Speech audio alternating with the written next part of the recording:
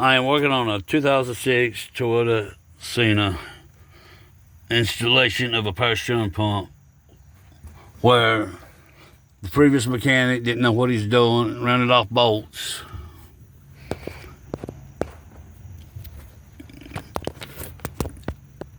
I don't know if y'all can see this, but you can't now, but it's a bolt behind that pulley to drop this bracket off. And I made a threaded rod for my top bolt. I had to modify a little bit, but you see I had to cut part of the fender out to make it work.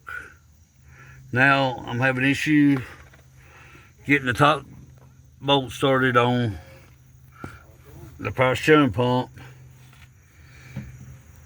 which the pulley's on. What you can see, you got your pulley,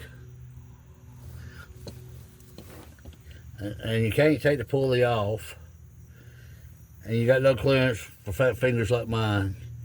So I've come up with an idea. Don't know if it's going to work, but I made a little apparatus that seems to hold. So I'm going to have to go top side underneath where the threaded bolt is to see if this is going to let me start my bolt for this power steering pump. Wish me luck.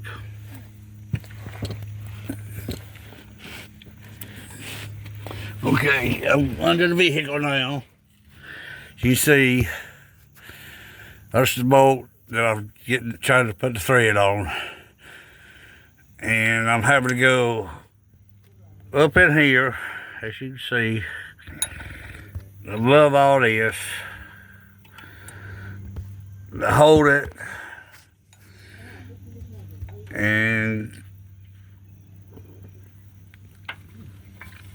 I have to get my nut started right, turn right direction. Okay, it does hold. Just bear with me. It's tight. As you can see, it goes in behind the pulley. So I'm gonna have to let it go.